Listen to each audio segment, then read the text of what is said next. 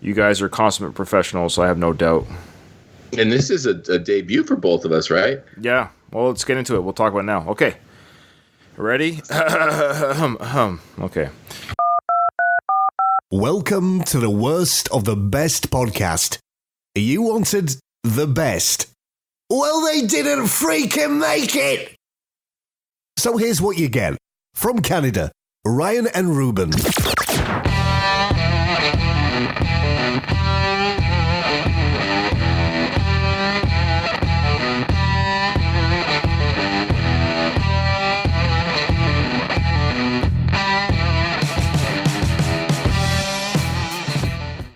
All right, welcome everyone to the Worst of the Best podcast. I am your host, or one of the hosts, Ryan. Ruben.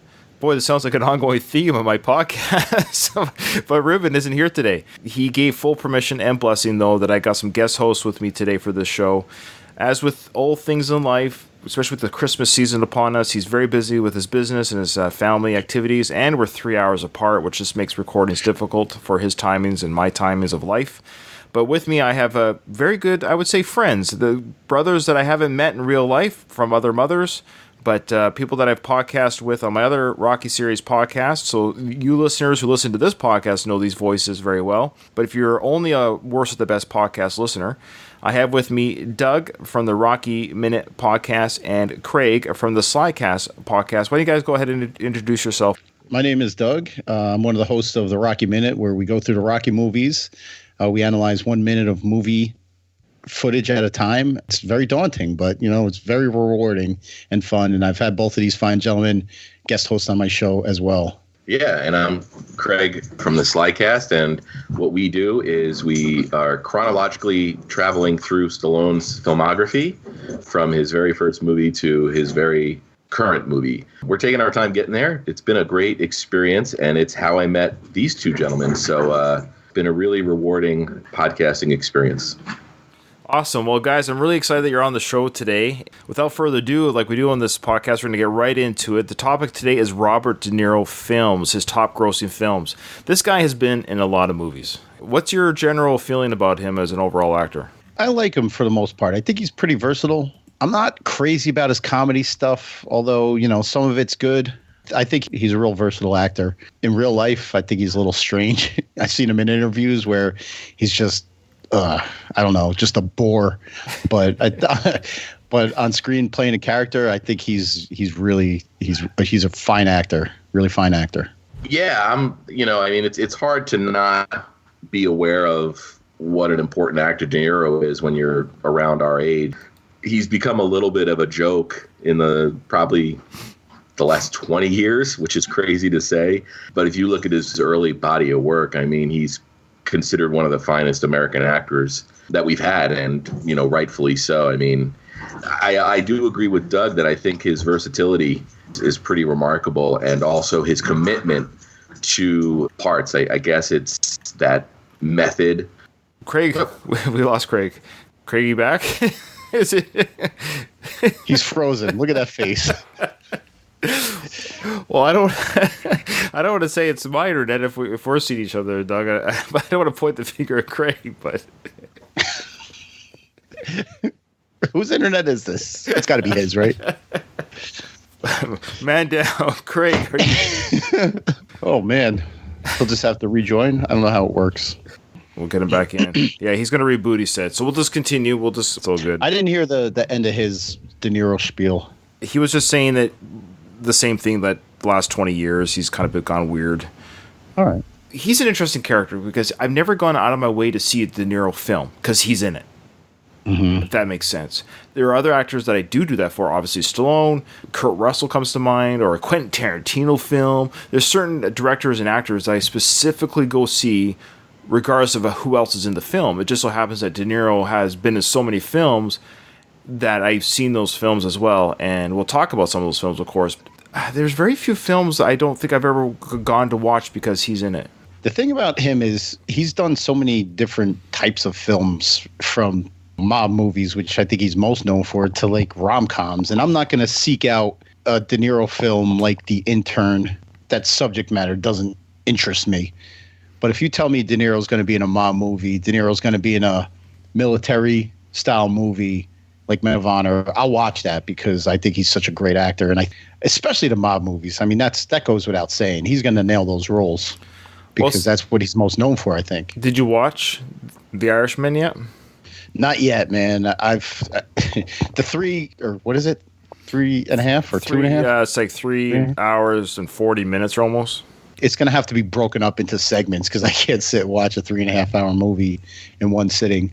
So I think that's what has kept me from watching it so far is just the length of it. But I've heard mostly good things. The only negative I heard about it is that it gets slow in spots. But I mean, it's a 3.5 hour movie. You can't have wall to wall action. And I also think that people are expecting a typical De Niro mob movie with a lot of violence and a lot of bloodshed, which I don't think this has. No, not a lot. I was actually surprised by it. Not in a bad way, but after Goodfellas and what have you, or Gangs of New York with Martin Scorsese, who directed films, or even The Departed, those weren't dependent on violence, but they certainly had violent moments throughout. I really enjoyed The Irishman. Mm-hmm. I really did. I thought the de-aging was actually so well done. The only, not the bad thing about it, but only because I don't know the ages of the actual characters necessarily, so it was hard for me sometimes to tell what timeline I was looking at because it jumps timelines a little bit.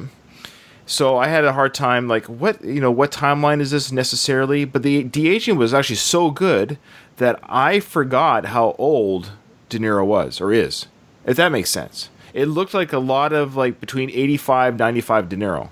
Like a Goodfellas? Yeah, or Casino. Era. Casino. And Craig actually brought this up as a good point during one of our recordings on the Rocky Series podcast when we were talking about Escape Plan.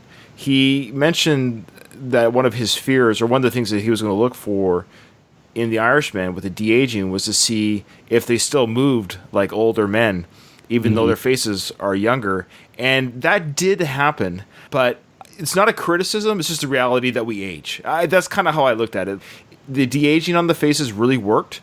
It did help tell the story and use the actors and hear their voices, their mannerisms that Joe Pesci has and Al Pacino has. By the way, Al Pacino was amazing in The Irishman.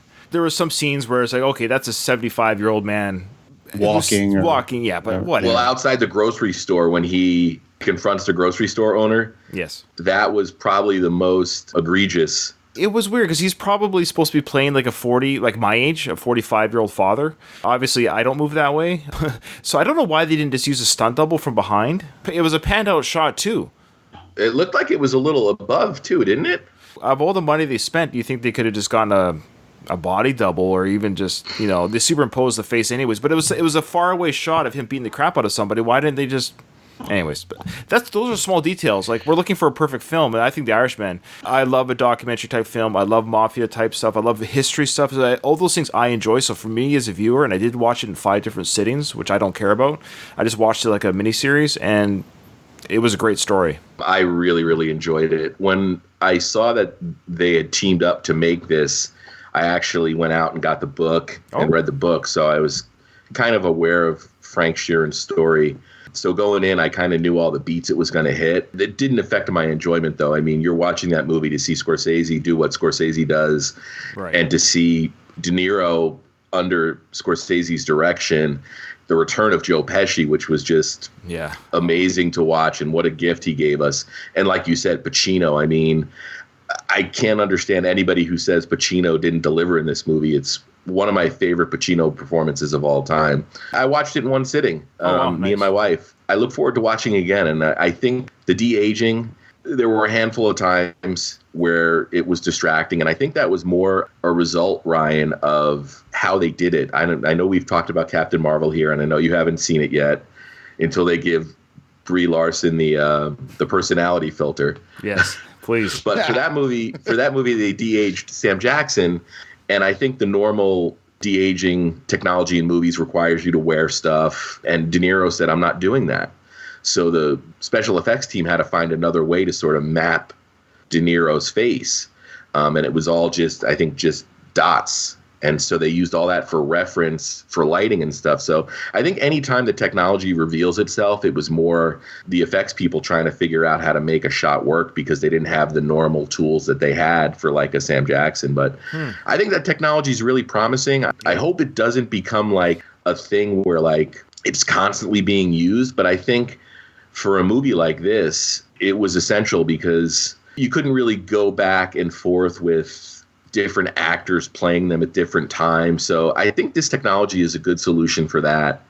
Unless you're going to do like an extreme time jump like you did in like De Niro's Godfather 2, where you have Marlon Brando playing one version and De Niro playing the other. But it seems like this film's a little polarizing. I know our buddy Mike Kunda is not a fan. It's his opinion. I love seeing De Niro in movies like this, and it was a joy to watch. I just read online here that they're doing the same de-aging process with Tom Lee Jones. They're going to set him back 50 years from now. He's going to look 75.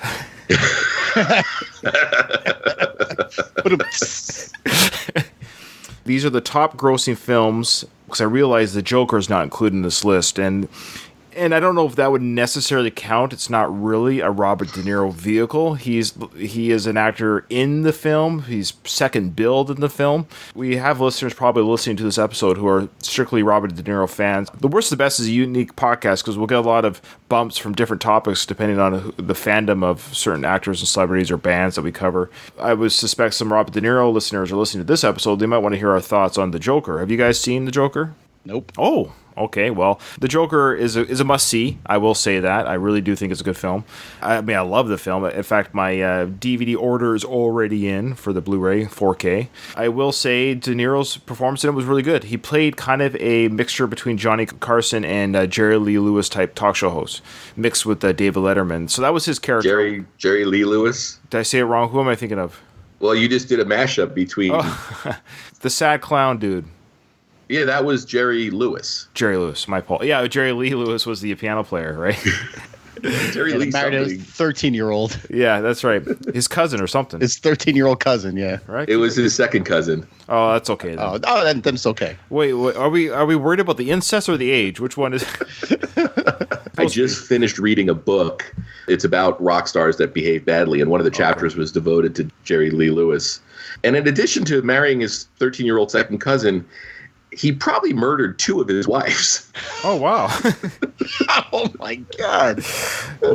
Jerry Lee Lewis? The Great Balls of Fire dude? Yes. Yeah. Oh, man, that's amazing. So we could probably at some point do the worst of the best Jerry Lee Lewis killings. Yeah. or deplorable acts. Which one was the worst? Yeah. Okay, well, let's get into it. So the Joker isn't on this list because I don't know if it really is considered a Robert De Niro vehicle. Well, let's get right into number 20. Number 20, this had a lifetime gross of $47.5 million. This is Francis Ford Coppola's 1974 sequel to the Godfather film, Godfather Part 2. This film won 6 Oscars, including the Best Supporting Actor Oscar for Robert De Niro. Is there any list? This is kind of a spoiler, but is there any list where The Godfather Part 2 would be the worst of? Never. Yeah. Absolutely not. Even on a list of Godfather movies, it wouldn't be the worst of. One of the rare sequels that a lot of time is known as better than the original. Have you guys heard about that Godfather cut where it pieces together Godfather Part 1 and 2 into one film in chronological order? It was actually in the late 70s. I believe it was released on TV as The Godfather, the complete novel for television. That's right. It was cut together to be shown chronologically. We actually covered that when we were doing Rocky 2 because Talia Shire was between Rocky 1 and Rocky 2. That edition of The Godfather cut together was shown on TV. So that was one of her projects in between, even though everything was recorded, everything was done beforehand. It wasn't put out in the theaters. I think it was just done for TV. Yeah. And that's crazy. I really wish they would release that. I know there's some cuts out there somewhere. So any of our listeners want to send me a link, that'd be amazing. So The Godfather Part 2 came out in 1974, 1 year after Mean Streets was out. So De Niro was really not a actor yet. So the fact that he landed this role and knocked it out of the park, this was his third film, really. And he doesn't speak English in it. That's right. It's crazy. All Italian. That's crazy. Okay, and this starts that, well, I guess Mean Street sort of did, but the tough guy persona, kind of everyday mafia man type persona that De Niro carried throughout many films later in his career. Okay, Doug, go ahead with number 19. Number 19 is Men of Honor, Robert De Niro and Cuba Gooding Jr. movie, based on the story of Master Chief Petty Officer Carl Brasher, the first black American master diver in the U.S. Navy. I saw this once. I enjoyed it, but I only saw it once. I think I saw it in the theaters. I think I saw it on DVD. Well, what's your feelings on old Cuba there? I liked him up until he played that kid in Radio. I hated him in that. I don't know if he was just like on an Oscar trying to run for these Oscar winning roles, but I hated him in Radio. I thought it was like a terrible portrayal of a handicapped person. You get that line in Tropic Thunder that I won't repeat that Robert Downey Jr. says about chasing Oscars. Exactly. And exactly. Sean Penn. Yeah. Yeah, so that came out in 2000, and it had a box office of $83 million. So that was no slouch at the box office. At number 18, we have The Deer Hunter, which grossed $48 million and change. De Niro led an all-star cast, including Christopher Walken and Meryl Streep, in The Deer Hunter, a 1978 war drama from director Michael Cimino. The Universal film earned De Niro an Academy Award nomination for Best Actor, though he ultimately lost to Jon Voight in Coming Home that year, which was another Vietnam movie. Deer Hunter, intense film. Doug, you seen this? This is one of my De Niro regrets. Oh, no. Because, I've never seen it, and it's always been on my list of things I know I have to see, and I just never come around to see it. Yeah, so this has a lifetime gross of about $49 million. It is an incredible film. I won't give any spoilers to Doug or any of our listeners. I can't imagine any Robert De Niro listeners other than Doug. But I was a little bit late coming to this party, too. I mean, because, like I was saying before, Craig, when you dropped off there, I was saying this to Doug and our listeners, that I'm not a Robert De Niro fan in the sense I go see a film because he's in it. I see films that he's in. The Deer Hunter is such a film where I knew of its classicness. I knew of its how it was revered amongst moviegoers, and Christopher Walken's performance is incredible. So this was an incredible film. There's one sequence, and I won't spoil it, Doug, but they do a Russian roulette sequence. It is one of the most stressful things on film you'll ever watch. And De Niro's performance in that will blow your mind. Every time I see him perform at his Robert De Niro-ness, he's one of a kind. All right, number 17. This movie was critically panned, but it actually did well at the box office. Hide and Seek found De Niro playing a dad to a young Dakota Fanning at the time. I have never heard of this movie. Yeah, I remember when it came out. I mean, Dakota Fanning, she was the hot kid actor for a while. Oh, easy. Well, no, I mean in terms of like, you had Macaulay Culkin, and then you had Christ. Well, In Demand. Yes, In Demand kid actor. Hey, our Epstein episode's later. I recall when this came out, and I think I saw this when it hit cable. Yeah, so this movie only had a $25 million budget, but it did well at the box office, making $123 million at the box office. Wow. I don't think I saw it. I feel like I may have, but it came out 14 years ago, and it's probably one of those thriller... You know what? I'm going to say that I've seen it, but not enough that I can comment on it. So this will be one that we can talk about, but we can't really put up as a worst, because I don't have enough feeling on the matter to say. All right, number 16. This one is directed by Penny Marshall. It opened in December of 1990 to a measly $417,000, but was a critical hit and garnered 3 Academy Award nominations, including Best Actor for this gentleman right here we're talking about. It is the movie Awakenings, which I know I've seen, but for the life of me, I can't remember anything about it. Wasn't Robin Williams doctor in that movie? Yeah, so this is one of those roles that Robin Williams was doing where he plays the straight man for him. He plays it straight as a doctor.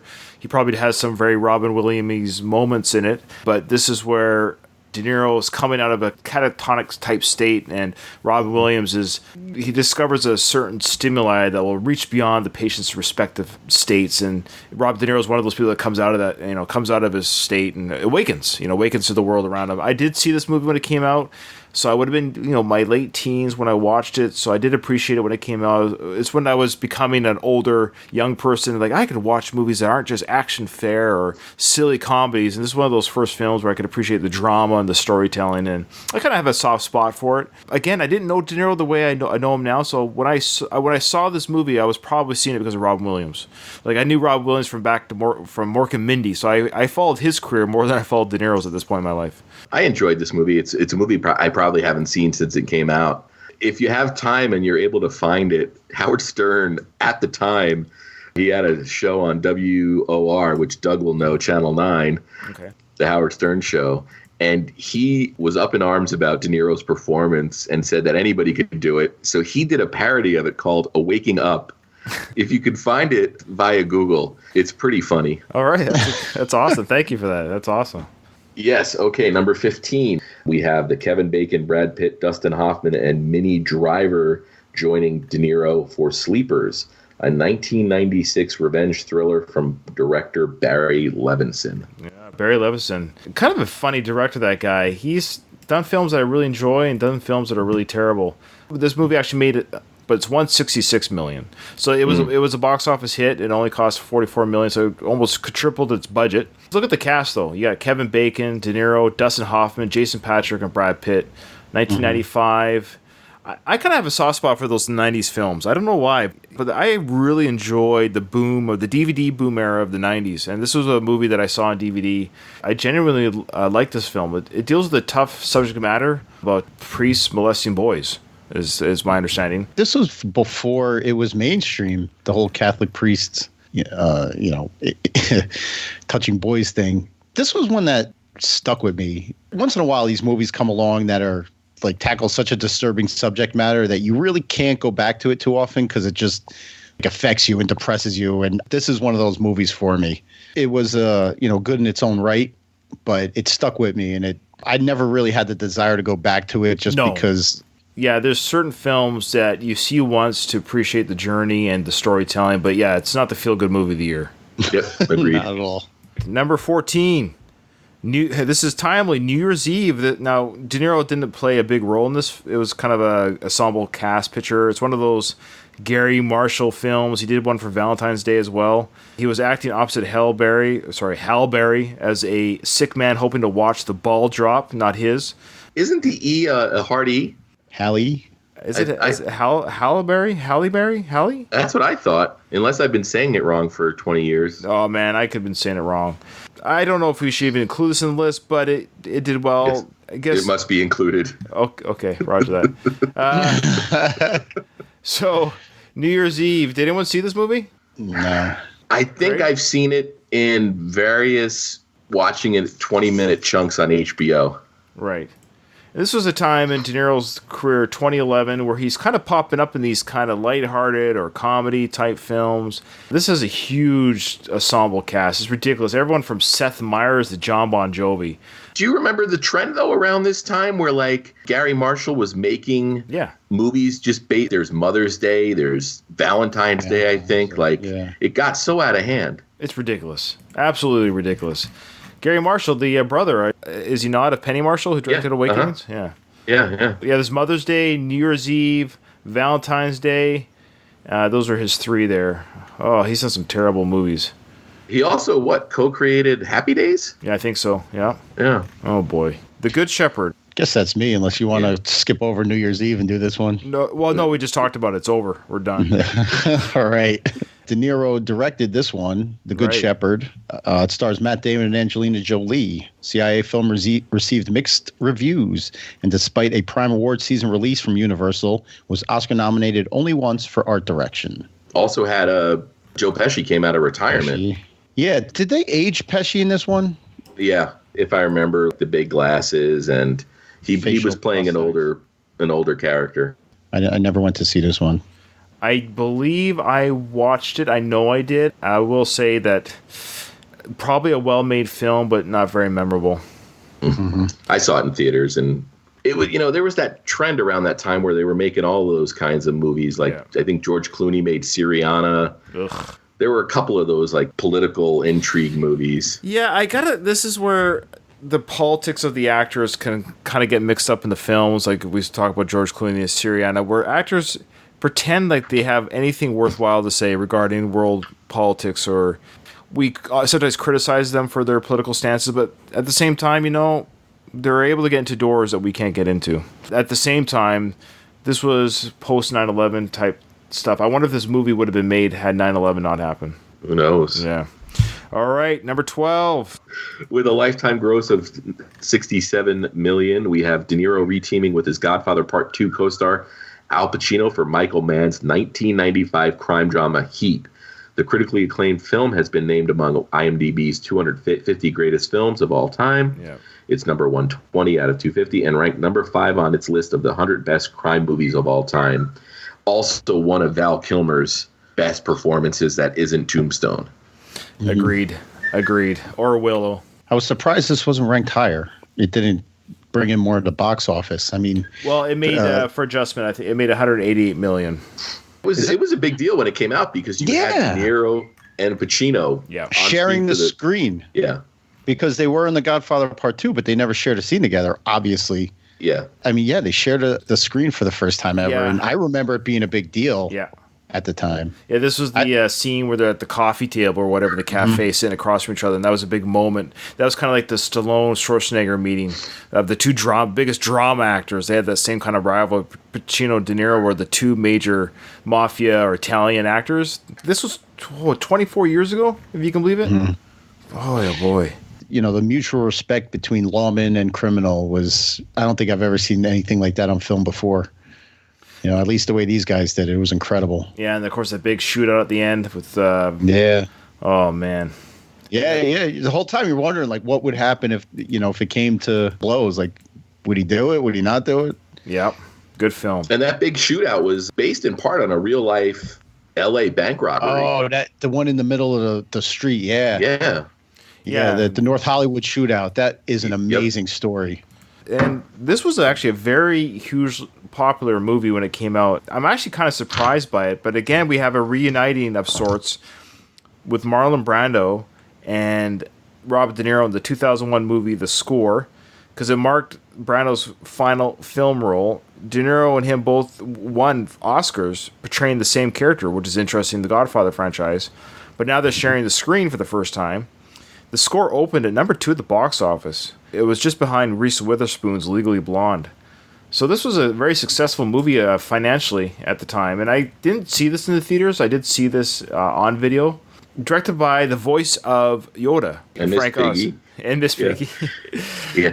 And I think this was also, Ryan, for the fact that, I mean, nowadays we might not see it, but at the time, Edward Norton was considered one of the most promising actors of his generation. So you had 3 generations of serious actors in the same film together. It was almost like a 3-way passing of the torch. There was a time that Edward Norton was the Ryan Gosling.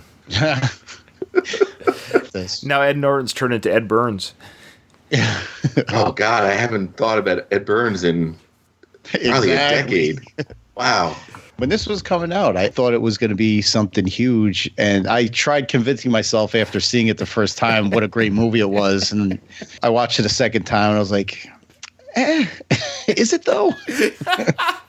Marlon Brando didn't give a crap. He just wanted a paycheck, and if I remember correctly, he had an earpiece every scene of this movie, so somebody was reading his line into his ears that he would just repeat. I think he ended up eating the earpiece. Oh.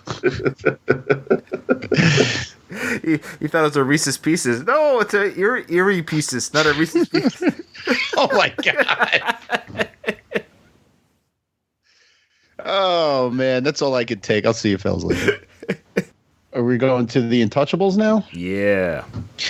All right, where De Niro plays the legendary crime boss Al Capone in the 1987 crime drama The Untouchables, based on the book of the same name, co-starring the great Sean Connery, who earned an Academy Award for Best Supporting Actor. I think everybody's seen pictures of Al Capone in the past, and I think Al Capone, although De Niro did a good job in this film, I thought he was horribly miscast.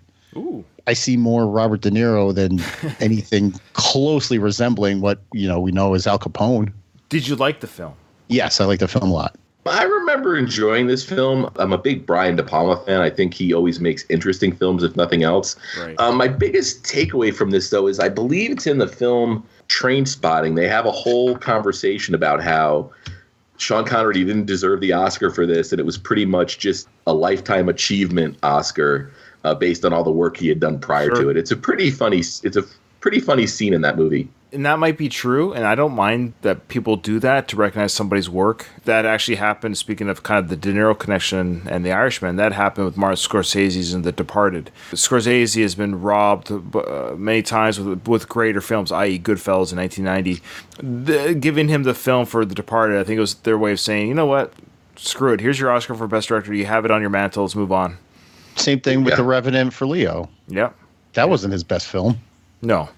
He had a better performance than The Wolf of Wall Street. Mm-hmm. But that being said, with this film, guys, I'm going to say The Untouchables is one of my favorite films of all time. I fell in love with it as a teenager. I love Kevin Costner. I'm a Kevin Costner mark. You know, I liked him as a young Dance with the Wolves. I guess I was at that age where I liked the movies that he was in. He did these epic type movies from Sean Connery was in this. I enjoyed him, of course, from James Bond days. So see him playing this character who kind of mentors Kevin Costner as Elliot Ness was fun to watch. And this was actually the first movie where De Niro was De Niro for me. So that was my kind of first real exposure because I was 12 years old when this came out and I watched it at that age. Not much to do with the demise of my parents probably. Because this was quite a violent movie and I remember watching this thinking, boy, I like this violence. But I liked what it did to me. The reaction I got of me as a young teenager, seeing De Niro take a bat to somebody's head at the dinner table. I remember watching that like, whoa, what did I just see here? So it kind of entered into the braver form of drama. So I watched The Godfathers after. So that was kind of my Robert De Niro, I think, exposure, was seeing him as Al Capone. So it's always got a kind of a special place. I didn't know him as Robert De Niro, so seeing him play Al Capone it made sense to me because I didn't know the De Niro character, so to speak. And you've got that great scene with the baby carriage. Yes, I love that. Yeah. That's tremendous. Great. All right, number 9, Backdraft. I saw this in the theaters. Ron Howard, a great director. He's done some great films, especially in the 90s. If you were going to make a movie about firefighters and make it thrilling, somehow I feel Backdraft did that. This was a big box office hit. Kurt Russell, one of my favorite actors, still to this day, one of my favorite actors. I love Kurt Russell. I love this film. And De Niro played basically a fire investigator, kind of a side role. It wasn't really a starring role. Another ensemble type cast film. Yeah, my father was a career firefighter. So this really excited when this came out. He brought us to the theaters to see it. It really was like right up his alley. As far-fetched as it may seem as a movie, it is thoroughly enjoyable. I watched it many times since then. It's goofy, completely unrealistic, but I like this movie a lot. Yeah. Yeah, it's another movie that's a product of its time. It's it fits right in with that era that you were talking about earlier, Ryan. 8 is Cape Fear. Martin Scorsese's 1991 remake of Cape Fear marked the 7th of 8 collaborations between the filmmaker and Robert De Niro. The leading man was nominated for an Academy Award and Golden Globe for Best Actor, while the film was nominated for the Golden Bear at the 42nd Berlin Film Festival. Whoa. I did a college project based on this movie. Just throughout the film, they focus on his eyes a lot. It is creepy to the core. Even like before he drowns in the end, all you see above the water is his eyes before he finally goes down. And it's just, it creeps you out big time. Juliette Lewis, who De Niro's character goes after and basically tries to sexually assault throughout the movie. She's only 2 years older than me, if you can believe it. So when I saw this as a teenager, I had a mad crush on her. I totally had a crush on Juliette Lewis. I was like, yeah. And I saw her, of course, in Natural Born Killers and other great films. I love Juliette Lewis, and I've always had a soft spot for her. I would have been 16 when this film came out, and she would have been 18 in this film, if you can believe it. She was playing 16, though, right? Which led easy to... Easy to do. Yeah. This is another one of those cases, too, where a remake isn't considered inferior to the original. And I'm not sure if you really call it a remake because it's based on a book. Right. So anytime a movie's based on a book, people always say, oh, it's a remake. Well, it's another adaptation. Either way, this is one of those movies where both versions are considered sort of successful. The great Nick Nolte playing the father. Yeah, I talk like this in every movie I do. I don't understand a word I'm saying. Have you guys seen him in The Mandalorian? Well, yeah, his voice acting. He's not. Or heard him? Yeah. Tell me that makeup guy doesn't look like him, though. That makeup job is totally inspired by. They based it on the way Nick Nolte looks. But that's not him under the makeup, though, is it? No, they definitely made a mask, a Nick Nolte mask. I have spoken.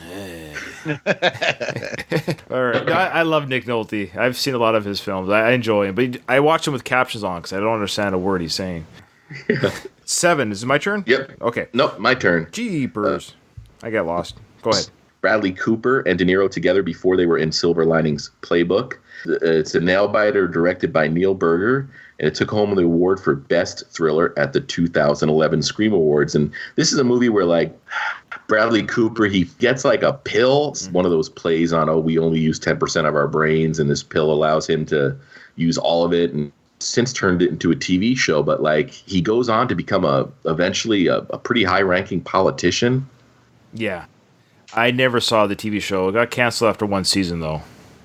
So it wasn't Limitless. It was limited. It was limited release. I never saw this film.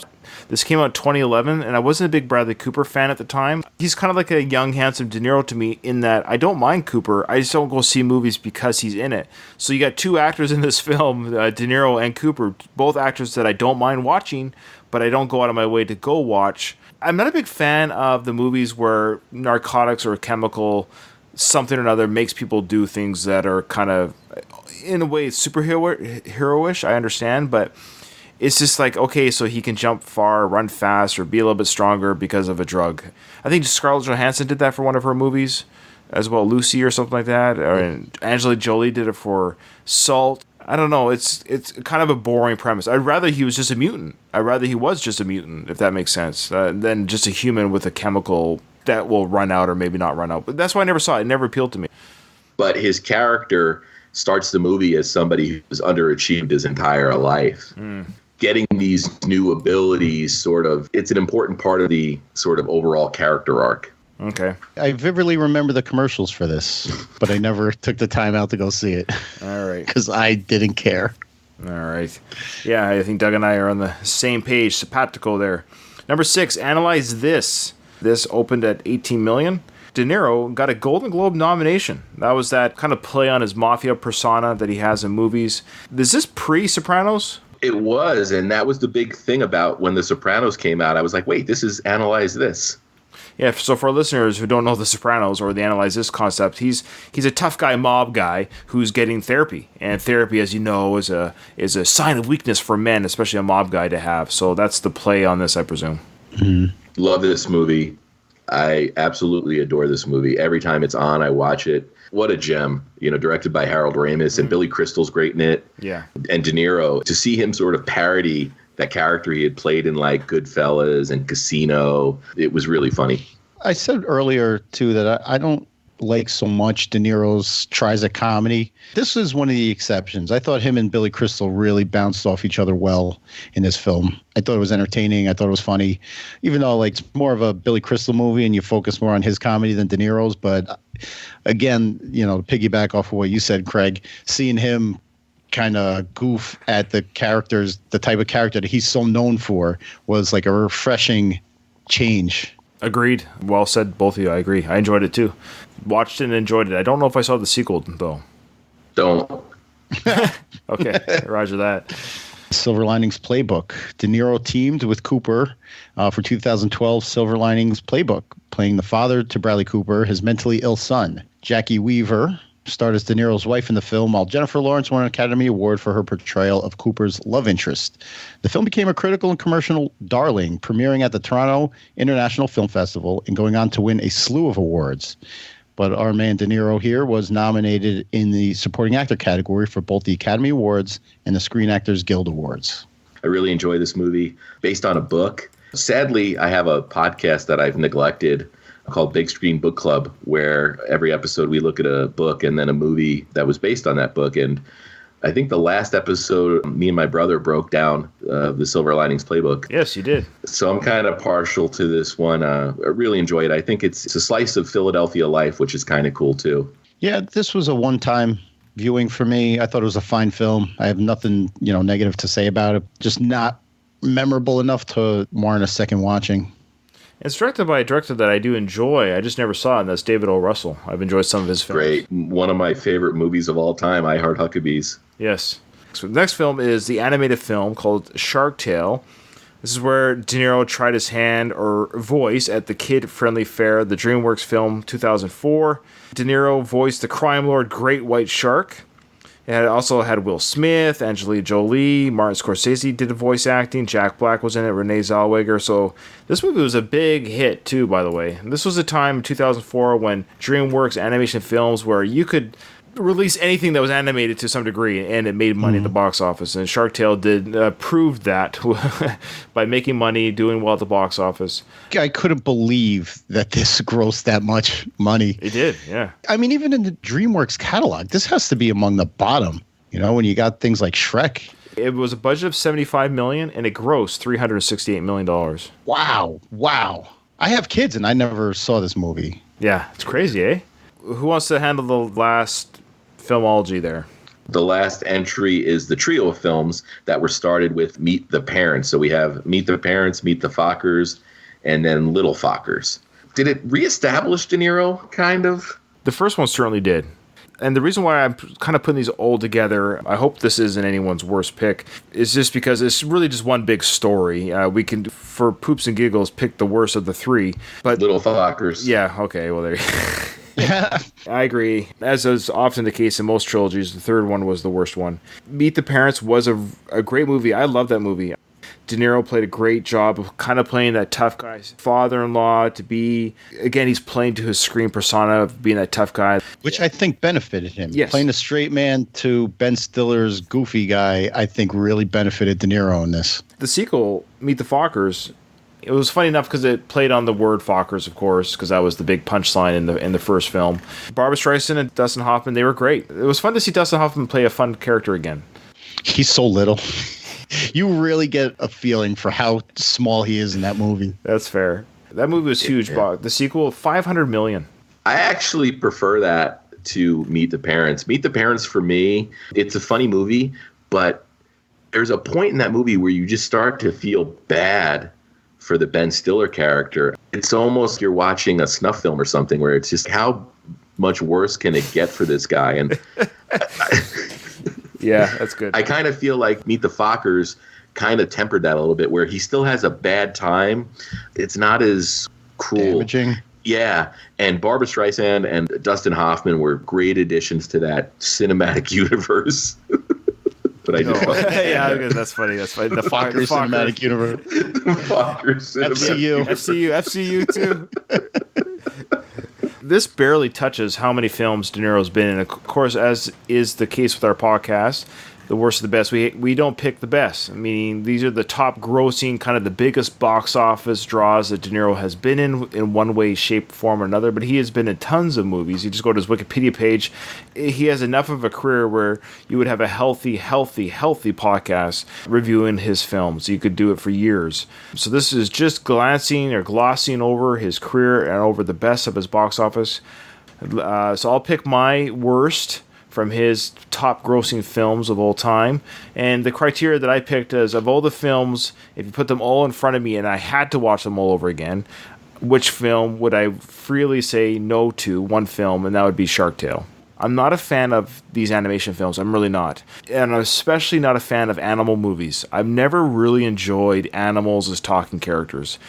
And fish talking in an underwater world is just, it wasn't very funny. And it's kind of boring. Robert De Niro's voice acting is unnecessary in this kind of film. It doesn't add to the film. It's kind of a cop-out picking the animation film as the worst pick. If I had to pick a second pick that was not an animation film, if I had to pick a second pick of where it's not an animation film because it's kind of a cop-out, The Good Shepherd is kind of a boring film. It's not a fun CIA film. All right. Yeah, based on just the ones that I've seen, I would go hands down with the score. I expected so much more from that film based on who was in it and the subject matter, a heist, a couple of professional thieves. I thought Edward Norton, his cover was he was some special ed janitor guy. That's how he was able to get inside. And his portrayal of somebody with special needs was offensive and just terrible. It was awful and unnecessary. De Niro, you're a legendary actor, man. You got handcuffed in that movie. Not a good movie. Have you seen The Good Shepherd? I never saw The Good Shepherd. That might explain that choice. Okay, go ahead. Yeah. Using Ryan's criteria, I'm going to have to go with New Year's Eve. Garbage. Sure. Gimmick film. It was a movie made by a committee. So that's my pick. If I had to go with a second, I would probably go with Hide and Seek. Just because your generic thriller didn't need De Niro. All right, well, that's awesome, guys. We ran a little bit long, but not in a bad way. I think 20 minutes of it was technical difficulties. So yeah. No consensus, too. So that's interesting. It'll be interesting to see what the listeners think. Yeah, well, it's a combination, like Doug was saying. There might have been some films we haven't seen that are probably worse than the ones we've picked, but That's the criteria. So that's awesome stuff, guys. It was a lot of fun having you on the show. Hope to have you on again. Wink, wink. Yeah, until next time, thanks for filling in, you guys. And all the best to Robert De Niro and his future films. I'm sure he's got a couple more in his pocket before he passes on from this mortal coil. Thanks for having us, man. This was a lot of fun. Yeah, totally. It was, as always, it's an honor and a pleasure. Thanks, guys. Thanks again. And remember, in front of every silver lining, there's a cloud, and we're here to help you find it.